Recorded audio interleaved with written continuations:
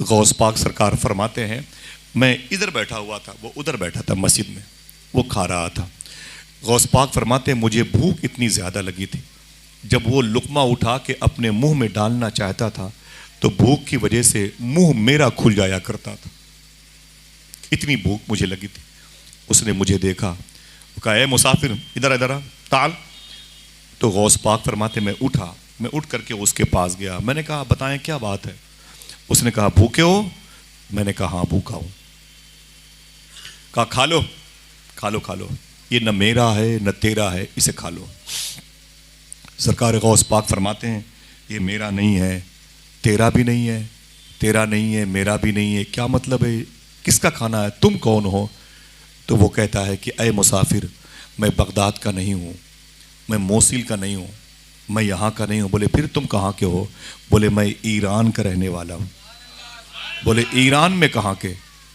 गौस पाक फरमाते ईरान में कहाँ के हो? मशहद के हो, तेहरान के हो, जाम के हो, शिराज के हो, सिमनान के हो, संजर के हो, इस्फहान के, ईरान में कहाँ के रहने वाले हो? देखना कितने लोग सुभान अल्लाह कहते हैं। उसने कहा ए मुसाफिर, मैं इस्फहान का नहीं हूँ, मैं संजरो सिमनान का नहीं, मैं जीलान का रहने वाला हूँ। जीलान मेरे शेख की पैदाइश के शहर का नाम है। गौस पाक ने अपने शहर का नाम सुना, तड़प गए। और तुम जीलानी हो? उसने कहा बोले तुम जीलानी हो? बोले हाँ हाँ मैं जीलानी हूँ। बोले यहाँ कैसे आ गए? उसने कहा ए मुसाफिर, मैं बिजनेस के लिए बगदाद आ रहा था, तो मेरे मोहल्ले में एक शरीफों का ख़ानदान रहता है। मेरे मोहल्लों में हसन हुसैन के बेटों का एक मकान, एक कबीला आबाद है। बोले फिर? बोले उस ख़ानदान में एक बूढ़ी औरत रहती है। अल्लाह, उस ख़ानदान में एक बूढ़ी औरत रहती है। अय मुसाफिर सुन, पूरे जीलान वालों की जब दुआएं कभी कबूल नहीं होती हैं तो उस बूढ़ी औरत के कदम की मिट्टी उठा के दुआ की जाती, अल्लाह दुआएं कबूल कर लेता है। वो औरत हमारे मोहल्ले में बूढ़ी है लेकिन बड़ी ताबिंदा औरत है, बड़ी मुबारक औरत है। उसके दुपट्टे के एक धागे के सदक़े में अल्लाह दुआएं कबूल करता है। गौस पाक फरमाते हैं उसका नाम क्या है? देखना कितने लोग बोलेंगे उसका नाम क्या है? वो कहता है उसका नाम मखदूमा फातिमा उम्मुल खैर है। आय हाय, यही नाम तो मेरे गौस पाक की अम्मी का था। अपनी माँ का नाम सुना तड़प गए गौस पाक, रोने लगे। फरमाते हैं कि फिर यहाँ तुम कैसे आए? बोले जब मैं बगदाद शरीफ से निकला ना तो मुझे इसी बूढ़ी खातून ने बुलाया। बोले मेरे बेटे तुम कहाँ जा रहे हो? मैंने कहा बगदाद बिजनेस करने के लिए। बोले बगदाद में एक मदरसा है जिसे निज़ामिया कहते हैं, वहाँ पर मेरा बेटा अब्दुल कादिर पढ़ता है। तुम अपना काम करना ना, तो काम करने के बाद उसके मदरसे में चले जाना। मेरा बेटा अब्दुल कादिर उसी मदरसे में पढ़ता है, वो मुझसे बड़ी मोहब्बत करता है और मैं उससे बड़ी मोहब्बत करती हूँ। वो हमेशा के लिए मुझसे बिछड़ गया, लेकिन इन दिनों उसकी याद बहुत आ रही है, मेरे बेटे की याद बहुत आ रही है। ऐसा लगता है मेरा बेटा भूखा है, मेरा बेटा प्यासा है। ये बात हकीकत है कि बच्चे अगर भूखे प्यासे होते हैं तो माँ को खबर हो जाती है, सही है कि नहीं? लेकिन अगर माँ भूखी होती है तो बच्चों को खबर नहीं होती। बच्चे होटलों में खाना खा के घर जाते हैं, माँ के लिए सूखी रोटी भी नहीं होती। बच्चे पेप्सी स्प्राइट थम्स अप पी के जाते हैं, माँ के लिए बाल्टी में गर्म पानी रखा होता है गर्मी के दिनों। बच्चे अपनी बीवी के लिए इलाज के लिए उधर वेदांती सहारा शकुंतला पीजीआई चले जाते हैं और अपनी माँ के लिए 10 रुपए की 2 गोली किसी बनिए की दुकान से खरीद के ला देते हैं। एक ऐसा रिश्ता है। कभी आऊँगा तो मैं बताऊँगा कि माँ किसे कहते हैं। सरकार गौस पाक फरमाते हैं मुझसे उसने कहा कि मुझसे उस बूढ़ी औरत ने कहा बगदाद जाना तो मेरा बेटा अब्दुल कादिर है, उसको मेरा सलाम बोलना, ये कुछ खर्चे के पैसे उसको दे देना, इन दिनों उसकी याद बहुत आ रही है, उससे बताना कि तेरी माँ खैरियत से है। तो गौस पाक फरमाते फिर? वो कहता मैं बगदाद आया, मैंने अपना बिजनेस किया, मैं फारिग हो गया, फिर मैं उस मदरसे में गया जहाँ शेख अब्दुल कादिर पढ़ते हैं, जामिया निज़ामिया। जब मैं वहाँ गया तो मदरसे के बच्चे असातिज़ा टीचर्स थे लेकिन अब्दुल कादिर नहीं था। मैंने कहा शेख अब्दुल कादिर? बोले जीलानी। मैंने कहा हाँ। बोले वो इमाम मूसा काजिम, इमाम जवाद तकी के रोज़े पर होगा। बोले मैं वहाँ पर गया, बोले सब मिले, अब्दुल कादिर न मिला। किसी ने कहा करीब में इमाम आज़म अबू हनीफा की बारगाह है, बोले सब मिले, अब्दुल कादिर न मिला। किसी ने कहा कुरकुक सुलेमानिया मोसिल कुर्दिस्तान की तरफ होगा, यूनुस अलैहिस्सलाम की बारगाह, बोले सब मिले, अब्दुल कादिर न मिला। किसी ने कहा नजफ में मौला अली के रोज़े पर होगा, बोले वहाँ गया, सब मिले, अब्दुल कादिर न मिला। किसी ने कहा करबला में हुसैन अब्बास के पास होगा, बोले वहाँ गया, अब्दुल कादिर न मिला। तो किसी ने कहा था अब्दुल कादिर मदायन के जंगलों में गुम हो गया, वही गुम हो गया है, उसकी अक्ल माऊफ हो गई, माज़ल्ला उसकी अक्ल ख़राब हो गई, अब्दुल कादिर शायद इंतकाल कर गया। कहा फिर मैंने अब्दुल कादिर को ढूंढते ढूंढते थक गया, मेरे अपने पैसे ख़त्म हो गए। बोले फिर, बोले अब जो पैसे मेरे पास उसकी माँ ने दिए थे, उन पैसों से खरीद खरीद कर मैंने खाना शुरू कर दिया। उन्हीं पैसों का ये खाना है जो अभी मैंने तेरे सामने रखे देखे, इसीलिए मैंने तुझसे कहा इसे खा ले, न मेरा है न तेरा है। इतना सुनना था, गौस पाक बहुत रोए, इतना रोए, आंखों से आंसू निकले। उसने कहा ए मुसाफिर तू रोता क्यों है? गौस पाक फरमाते हैं ए मुसाफिर सुन, जीलान से आने वाले, जिस अब्दुल कादिर को तू ढूंढ रहा है वो मैं हूं, जिसके लिए तूने इतनी दिक्कतों का सामना करना पड़ा तुझे, वो मैं हूं। उसने कहा तुम जिलानी अब्दुल कादिर हो? फरमाया मैं हूँ। कहा वो तेरे बाप का नाम शेख मूसा जंगी दोस्त है? फरमाया हाँ। तेरी माँ का नाम फातिमा उम्मुल खैर? कहा हाँ। कहा तेरे दादा अब्दुल्ला जिलानी? फरमाया हाँ। कहा तेरी पुप्पू आयशा? फरमाया हाँ। ये मेरे घर के लोग हैं, ये मेरी माँ है। वो लिपट गया। उसने कहा अरे अब्दुल कादिर तू बड़ा खुशकिस्मत है, तुझे उस माँ का शिकम मिला जिसके नाम के सदक़े में अल्लाह दुआएं कबूल करता है। तो उस शरीफों के ख़ानदान का है, शुरफा के ख़ानदान का, तू हसनी हुसैनी लाल है। मैंने कहा हाँ। ये बता मेरी माँ कैसी है? मेरी माँ कैसी है? उसने कहा अब्दुल कादिर तेरी माँ ठीक है, ज़ोफ़ है, बुढ़ापा है, लेकिन तेरी माँ ठीक है। गौस पाक फरमाते मुझे उसने पैसे दिए, कल यहाँ क्या होगा, लंगर बटेगा। क्यों? क्या इदरीस साहब के पास पैसे फालतू हैं कि हमें और आपको खिलाएंगे? उनके घर में कोई खाने वाला नहीं है, उनके बच्चे नहीं हैं, घर की बीवियाँ, उनके बच्चों के बीवियाँ नहीं हैं, क्या ज़रूरत है सब करने की? लेकिन ऐ दोस्तों सुनो, हुजूर गौसे आज़म से किसी ने पूछा था कि ऐ शेख अब्दुल कादिर सबसे बड़ी नेकी किसे कहते हैं? सवाल समझ गए? सबसे बड़ी ना ऊँची बोले, सबसे बड़ी, हाथों को उठाएं पहले, सबसे बड़ी, सवाल समझो फिर जवाब समझोगे। सबसे बड़ी नेकी किसे कहते हैं? गौस पाक ने जुमला इरशाद फरमाया था, मैंने नेकियों की फाइल उलट पलट के देखी, लेकिन सबसे बड़ी नेकी अल्लाह की बारगाह में जो मुझे मिली है वो ये है, पब्लिक को खाना खिला दिया जाए। हाय हाय, जरा मोहब्बत से कहते हो सुभान अल्लाह। भूखों को खाना खिला दिया जाए, मुसाफिरों को खाना खिला दिया जाए, अपने घर में नमाजियों को बुला के चाय पिला। नेकियों, यही जुमला गौस पाक के लंगर खाने पे लिखा हुआ है। सुभान अल्लाह कह दें। मैंने नेकियों की फाइल उलट पलट के देखी, सबसे बड़ी नेकी अल्लाह की बारगाह में मखलूक पब्लिक को खाना खिलाने वाली नेकी, यही वो अमल था जिसने उभारा। और फिर कल इंशाअल्लाह गरीबों की शिकम परवरी का इंतज़ाम होगा और गौस पाक का लंगर होगा। तो सूफी सुल्तान फरमाते कोई आए चाहे ना आए, गौस पाक का नुमाइंदा ज़रूर आता है। ज़रा मोहब्बत से कह दो सुभान अल्लाह। मैं अपनी बहनों से गुजारिश करूँगा, अपनी माओं से, अपनी बेटियों से, हर जुमेरात को गौस पाक की नियाज किया करें। दिल से बोले इंशाअल्लाह। हर जुमेरात को गौस पाक की नियाज किया करें, ठीक है? अपने हाथों से बावजू बनाया करें और अपने हाथों से ही फातिहा किया करें। किसी इमाम और मौज़िन को तकलीफ़ ना दें। आप अपने घरों में खुश रहें, बावजू नियाज करें, पर्दों में इतर लगाएं, मुसल्लों में सजदा करने की जगह पे इतर लगाएं। अपने सब बाल बच्चों को लेकर के जो रब ने दिया, बहनों को, घर के ससुर, सबको लेकर के आप बैठें और फिर हुजूर गौस पाक को याद करके नियाज करें। कुछ नहीं आता, 11 मरतबे सूरह फातिहा, 3 मरतबे सूरह अलहम्द शरीफ, सूरह फातिहा ये पढ़ करके, सूरह कुल वल्लाहु अहद शरीफ, सूरह इखलास और सूरह फातिहा 11 और 3 मरतबे पढ़ करके अपने हाथों को उठा दें। गौस पाक सब जानते हैं और कुछ करने की ज़रूरत नहीं। इंशाअल्लाह बड़े पीर की निगाह तुम्हारे घरों की तरफ रहेगी, इंशाअल्लाह कह दें। मैं बहुत थोड़ा सा चावल गौस पाक के लंगर खाने का लेके आया था, उबैद भाई मेरे बड़े भाई, मैं उनको दिया था। इंशाअल्लाह आऊँगा तो सबको गौस पाक के लंगर खाने का चावल दूंगा इंशाअल्लाह, ठीक है? और नहीं, 2-3 दिन के बाद अब मेरे घर पे बगदाद के मेहमान आने वाले हैं। अभी भी वो आराम कर रहे हैं घर पे, पूरी फैमिली है, सैयदानियाँ हैं, वो आने वाले हैं। तो आप मेरे घर पे आइएगा तो इंशाल्लाह मैं सबको दूंगा, ठीक है?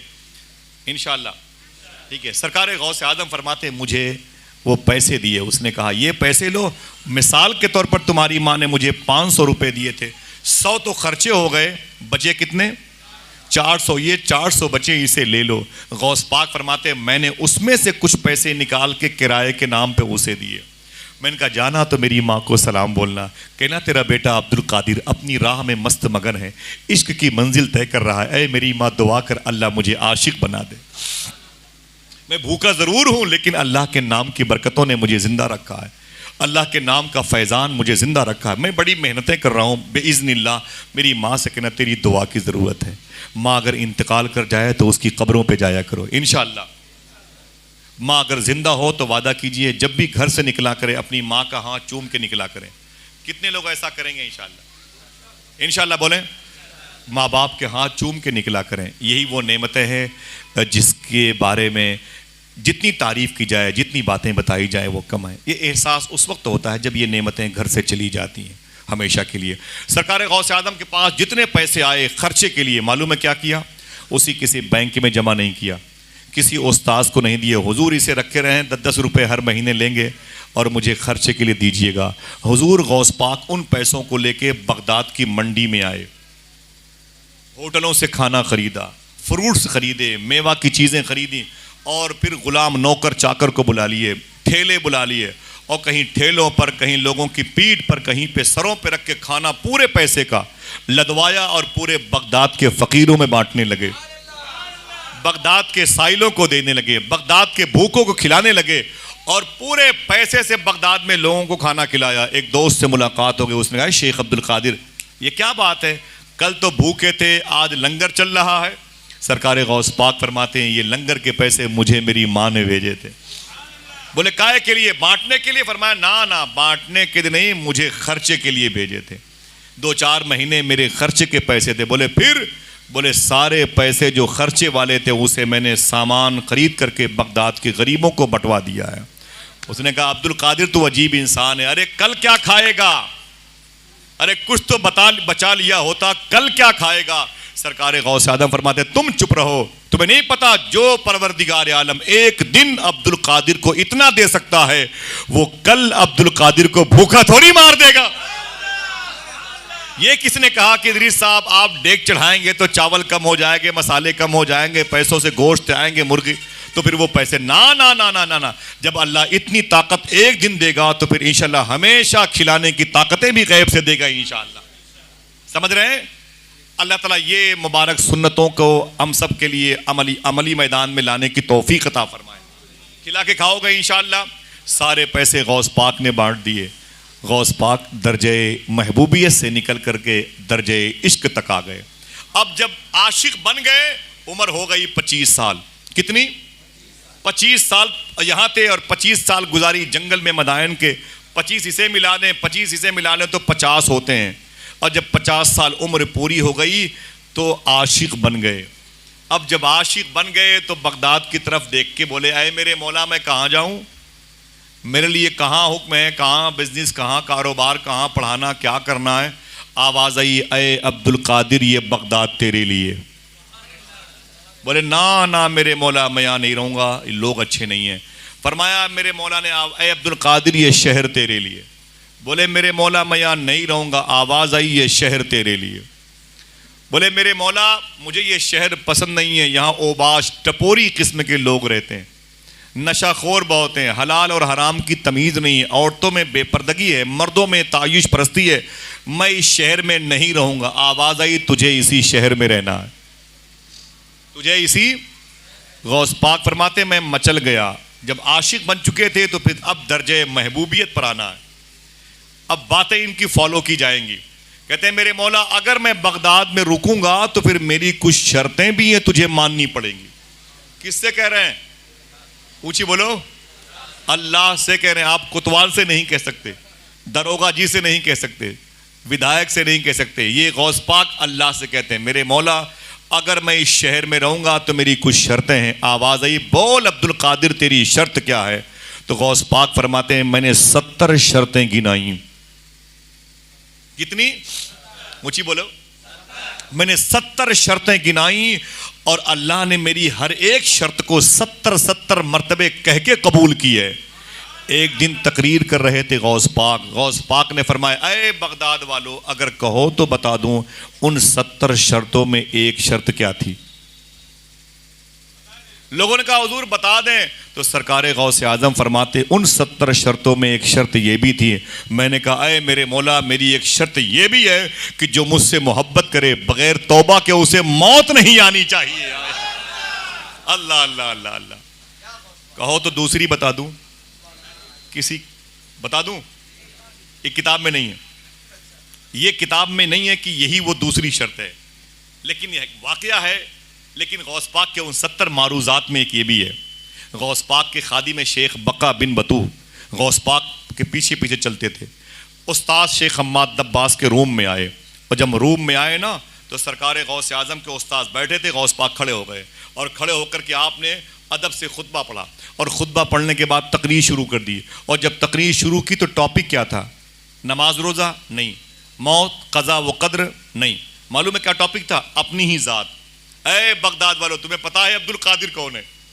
अपने ही बारे में गौस पाक ने बड़ी बड़ी बड़ी बड़ी बातें की और देर तक की।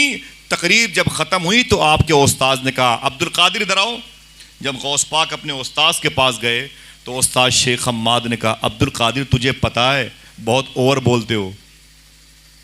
इनके उस्ताद ने कहा, बहुत ओवर बोलते हो, अपने बारे में कोई इस किस्म की बातें करता है, मैं ये हूँ, मैं वो हूँ, मैं वो हूँ, मैं वो हूँ।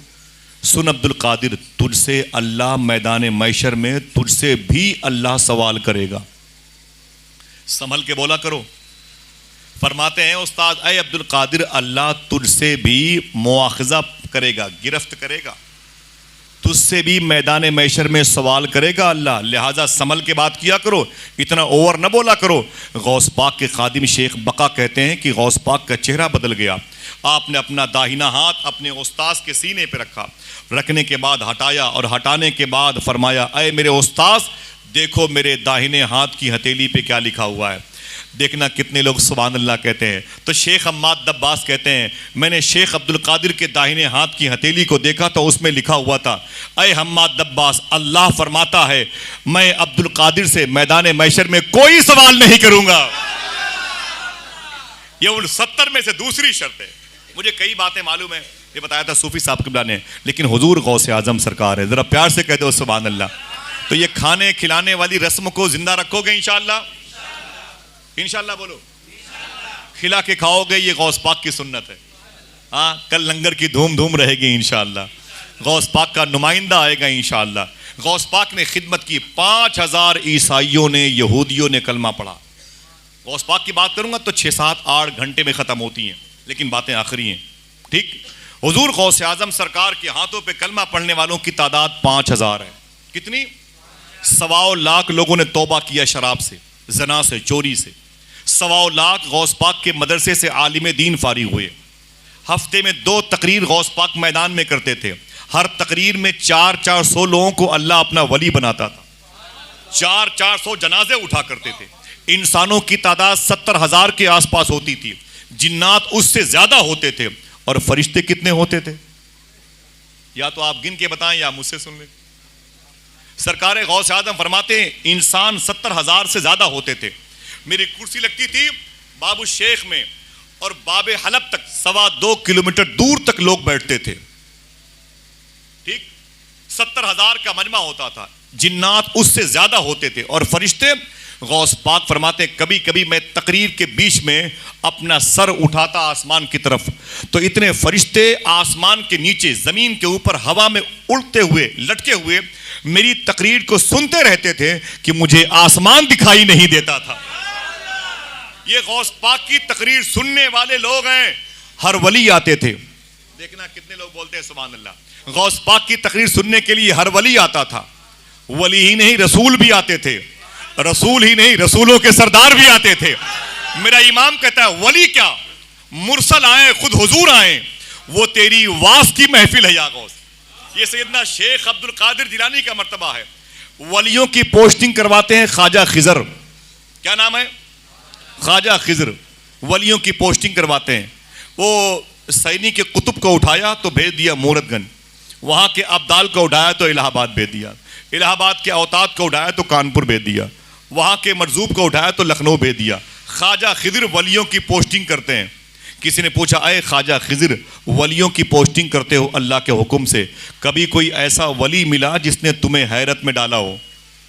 कहते हैं हाँ भाई एक मिला। आप समझ गए होंगे वो एक कौन होगा? हाँ, बोले वो कैसे? तो ख्वाजा खिदिर कहते हैं मैं ज़मीन से उड़ा। ये मुशाहिदाती दुनिया है, इसे नासूती दुनिया कहते हैं। आलम नासूत, आलम जबरूत, आलम हाहूत, आलम मलकूत, आलम हाहूत, ये दुनिया के नाम हैं जो पर्दे गैब में है। तो ख्वाजा खिदिर कहते हैं मैं इधर से निकला तो सोचा कि आलम लाहूत, जबरूत, हाहूत हो लूँ, लेकिन जब मैं उड़ा ना तो जहाँ से दुनिया ख़त्म होती है उसके आखिरी किनारे पर एक टापू पर, जजीरे पर एक आदमी चादर ओढ़े लेटा हुआ था। ख्वाजा खिदिर कहते हैं कि मैं ऊपर से नीचे लैंड किया, मैं नीचे उतरा, मैं समझ गया ये कोई अल्लाह का वली है, अल्लाह का वली है। मैंने कहा उठ, यहां कोई आम इंसान नहीं आ पाएगा, तू आ गया है तो सो रहा है, अल्लाह के वली हो, मेहनत करो मेहनत करो। अगर तुम आम मोमिन होते तो स्वालिहीन में आ जाते, अगर तुम स्वालिहीन में हो तो फिर वली बन जाओ, वली हो तो अल्लाह के जलवे देखो, बिखर जाओ तो मरजूब बन जाओ, समझ जाओ तो सालिक बन जाओ, सालिक हो तो आगे बढ़ो, औताद बन जाओ, अबरार बन जाओ, अब्दाल बन जाओ, गौस बन जाओ, कुतुब बन जाओ, खिजर के मकाम। ये क्या सोते हो यार, ये दुनिया सोने की, उठ। ख्वाजा खिदिर कहते हैं अल्लाह की बारगाह से आवाज आई, अय खिजर संभल के संभल के संभल के। मैंने कहा मेरे मौला ये कौन है? आवाज आई, सुन खिजर, तू जिससे मोहब्बत करता है वो मैं हूं, तू जिससे मोहब्बत करता है वो मैं हूं, और मैं जिससे मोहब्बत करता हूं ये वो है, इसका नाम शेख अब्दुल कादिर जिलानी है। अल्लाह अल्लाह। मेरा इमाम कहता है शुक्र के जोश में जो है वो तुझे क्या जाने, खिदर के होश से पूछे कोई रुतबा तेरा। मेरा शेख फरमाता है जिसने मुझे याद किया बख्श दिया जाएगा। जरा हाथों को उठा के बोले सुभान अल्लाह। जिसने मुझे याद किया बख्श दिया जाएगा, जिसने मेरे बारे में अच्छा गुमान रखा बख्श दिया जाएगा, जिसने मुझे तसव्वुर में बसाया वो समझ लो कि नेकियां करने में लगा हुआ है। सुनो बगदाद वालों, विलायत जिसको लेने के लिए लोगों की उम्रें घिस जाती हैं, गौस पाक फरमाते हैं विलायत मेरे घर की खूंटी पे टंगी रहती है, विलायत मेरे घर की खूंटी पे टंगी रहती है। जिसको चाहता हूं उतार के दे देता हूं, और जिसकी चाहता हूं उतार के टांग देता हूं। अल्लाह अल्लाह। फरमाते मेरे दादा ने फरमाया था, मन ज़ारा कब्री वजबत लहू शफाअती। मैंने अपने दोस्तों को बताया अभी बगदाद में 3 दिन पहले, मैंने कहा सुनो गौस पाक ने यहां खड़े होकर इरशाद फरमाया, मेरे दादा ने इरशाद फरमाया है कि मन ज़ारा कब्री वजबत लहू शफाअती, जिसने मेरे रोज़े की ज़ियारत की उस पर मेरी शफाअत वाजिब है। गौस पाक फरमाते सुनो बगदाद वालों, ये मेरे दादा ने फरमाया जिसने रोज़े रसूल मेरा देखा, मेरा दरबार देखा, उस पर मेरी शफाअत कंपलसरी वाजिब हो गई, और मैं उनका बेटा अब्दुल कादिर कह रहा हूं जो मेरी इस गली से गुजर जाएगा उस पर मेरी शफाअत वाजिब है। अल्लाह अल्लाह, क्या शान है सैयदना शेख अब्दुल कादिर जिलानी की। 2005 में इंतकाल किए मुफ्ती अब्दुल करीम बयारवी। बयारा में 1.5 लाख औलिया लेटे हुए हैं, ईरान के बॉर्डर पर है, कुरकुक के करीब। ये सद्दाम हुसैन शहीद के मकानात के आगे मोसिल का इलाका है बयारा शरीफ। मुहद्दिस इराक मुफ्ती अब्दुल करीम बयारवी बहुत बड़े बुजुर्ग हैं, उनकी मज़ार शरीफ पर मुझे वो ले गई थी जिनका नाम था फातिमा खाला। उनकी मज़ार पर मुझे ले गई थी। फातिमा खाला गौस पाक से बातें करती थी, एम्बेसडर हाउस में सर्विस करती थी बगदाद शरीफ में, ईसाई थी। गौस पाक के रोज़े को देखा तो इस्लाम कबूल कर लिया। तकरीबन 30-35 साल वहाँ खिदमत की, और 2-3 साल पहले उनका इंतकाल हुआ है, मकबरे सकरान में लेटी हुई हैं। मैं बगदाद में जाता था, उनकी बड़ी खिदमत करता था। वो मुझसे कहती थी गौस पाक से मैं बातें करती हूँ, बड़ी मुबारक खातून थी। मुझे ले गई, बोले शेख मुफ्ती अब्दुल करीम ब्यारा, ये मज़ार शरीफ है, फातिहा फातिहा पढ़ो। वो इतने बड़े बुजुर्ग हैं, उनसे किसी ने पूछा था अरे मुफ्ती अब्दुल करीम बयारवी, गौस पाक ने फरमाया जो मेरी इस गली से गुजर जाएगा उस पर मेरी शफाअत वाजिब है, इसके बारे में आप क्या कहते हैं? तो मुफ्ती अब्दुल करीम बयारवी मुहद्दिस इराक फरमाते हैं मुझे नहीं मालूम कि गौस पाक ने ये बात क्यों की, मुझे नहीं मालूम। हाँ इतना मुझे मालूम है, मैंने मदीने वाले आका को, आमिना के लाल को इस गली से 12 गुजरते हुए देखा है। गोया ये गुजरगाहे मुस्तफ़ा है। सुभान अल्लाह, ये गुजरगाहे मुस्तफ़ा है। और जो लंगर आप कल खाएंगे ना, उसमें गौस पाक के लंगर का चावल मिला होगा। उस चावल की तासीर क्या है, यही मुफ्ती अब्दुल करीम बयारवी फरमाते हैं, ऐ लोगो गौस पाक के लंगर में जाया करो तो खड़े होकर लंगर खाया करो। फरमाया खड़े होकर लंगर खाया करो। क्यों? कहा इसलिए कि गौस पाक के लंगर का जो खाना है वो जमजम के बराबर है। मैं आप चलोगे ना इंशाल्लाह बगदाद शरीफ? फिर से बोलो भाई, सुस्ती मत दिखाओ वरना अभी ले चलूंगा इंशाल्लाह। ठीक है, चलना है ना इंशाल्लाह। मुझे अच्छे लगते हैं वो चेहरे जो गौस पाक से मोहब्बत करते हैं, जिनके दिलों में गौस पाक की बारगाह में हाजिरी का जज्बा है। अल्हम्दुलिल्लाह रब्बिल आलमीन। मैं चलूंगा, आप चलेंगे, दिखाऊंगा। मेरा एक दोस्त है वहां पर, क्रिश्चियन था पहले, अब इस्लाम कबूल कर लिया। मालूम है क्यों किया इस्लाम कबूल? उसकी बीवी उसके बच्चे अमेरिकन बमबारी मार दिए गए। वो करीब में गौस पाक के मोहल्ले के पास रहता है, गोरा गोरा सा खूबसूरत, 45-48 साल के, बहुत खूबसूरत आदमी है माशाल्लाह। तो इस्लाम वो क्यों कबूल किया? जब ब्लास्ट हुआ, अमेरिका बमबारी कर रहा था, उसके बीवी बच्चे सब मार दिए गए। अब बेचारा कहाँ जाता वो? तो किसी ने कहा कि भाई मैं भूखा मरता हूँ, मैं कहाँ जाऊँ, मेरी समझ में नहीं आता। तो किसी ने कहा पागल आदमी है, ये गौस पाक का लंगर खाना चलता है, बमबारी हो कि ना हो लंगर बंद नहीं होता, जाके सुबह शाम लंगर ले लिया कर और खा लिया कर।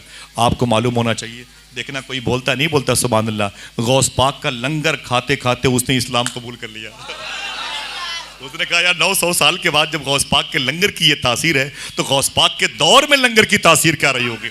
जब गौस पाक के दस्तरखान का ये आलम है, तो हुसैन पाक के दस्तरखान का आलम क्या होगा? आका करीम के लंगर खाने का आलम क्या होगा? सुभान अल्लाह। ये जो लंगर की बहारें हैं ये कायम रहेंगी इंशाअल्लाह। बोलो, जो ताकत व कुव्वत जैसी भी हो, गौस पाक का लंगर बंद नहीं होना चाहिए इंशाअल्लाह। हर खुशी के मौके पर और हर गम के मौके पर इंशाअल्लाह। बोलो हाथों को उठा के। 11वीं शरीफ के महीने में इतने धूम धूम से लंगर करो कि हर घरों में गौस पाक का फैजान नजर आने लगे। अगर ताकत कुव्वत नहीं है तो 11वीं के महीने में 25-50 रुपए की टॉफी ही खरीद के मोहल्ले में बंटवा दिया करो। बच्चे पूछें ये क्या है, कहना कि बगदाद वाले की 11वीं मुबारक हो। ये बहुत मुबारक अमल है और अल्लाह तबारक व तआला इसको कबूल फरमाता है। ये अमल होने से पहले कबूल फरमाता है। अल्हम्दुलिल्लाह बहुत सारी बातें हैं इसी लंगर के हवाले से। मैंने सोचा कि बताऊं आपसे कि गौस पाक भूखे भी रहते थे तो खाना भी खिलाते थे। ऐसा लंगर चलाया 900 साल से अब तक बंद नहीं हुआ। इतनी बमबारी हुई, 18 लाख मुसलमान बगदाद में मारे गए, लेकिन गौस पाक का लंगर बंद नहीं हुआ। 20-20 लाख रुपए नजराने के गौस पाक के पास आते थे पर डे, लेकिन सारे पैसे लंगर में खर्च होते थे। यही वजह है कि अजमेर शरीफ चले जाओ तो ख्वाजा साहब का रोज़ा भी है, मस्जिद भी है, लंगर भी है। बोलो भाई बोलो। सरकार साबिर पाक की बारगाह में चले जाओ तो साबिर पाक का रोज़ा भी है, मस्जिद भी है, लंगर भी है। सरकार महबूब इलाही में चले जाओ तो मस्जिद भी है, लंगर भी चल रहा है माशाल्लाह, है कि नहीं? वारिस पाक की बारगाह में चले जाओ, वहाँ भी आस्ताना भी है, मस्जिद भी है, लंगर भी है। बरेली शरीफ में चले जाओ तो आलत की बारगाह भी है और मस्जिद भी है, सामने ताजुश शरिया का लंगर भी चल रहा है। मेरे आका सरकार मखदूम सिमना की चौखट पे चले जाओ तो वहाँ भी आस्ताना भी है और सबसे बड़ा दवाखाना भी है अल्हम्दुलिल्लाह, और लंगर भी चल रहा है। ऐसे ही आशिकों का घर होना चाहिए। कोई गरीब गुजरे तो उसे गुजरने मत दीजिए। दुआ करो अल्लाह हम सबको खिलाने वालों में शामिल फरमाए। अपने बीवी बच्चों को सखी बनाए। सखी जिसके हाथ लंबे होते हैं, अल्लाह उन हाथों की दुआएं कबूल करता है। ये दिखा दिखा के खाओगे तो बीमार हो जाओगे, खिला खिला के खाओगे तो इंशाल्लाह बीमारियां दूर करने वाला काम अल्लाह आपको सौंप देगा इंशाल्लाह। कह दें वकुन मा सादिकीन, जो सच्चों का सरदार उसे शेख अब्दुल कादिर जिलानी कहा जाता है। मेरे घर में 2-3 दिन के बाद इंशाल्लाह उम्मीद है बगदाद शरीफ के काफ़ी मेहमान आने वाले हैं और तारीख़ अगर कन्फर्म होती है मैं बताऊँगा उबैद भाई को, तो आप लोग तशरीफ़ लाइएगा इंशाल्लाह। कुछ तबरुकात भी मैं दूंगा इंशाल्लाह आप सबको। और मेरे पास अभी तो गौस पाक की बारगाह में नहीं, मैं तो अम्मी के लिए कुछ लाया था, आराम से कोई बात नहीं माशाल्लाह। वो आयशा फातिमा की विलादत के मौके पर मैं आया हूँ और ये एक नक्श मुबारका है सरकार गौस पाक की बारगाह का। ये जो है ना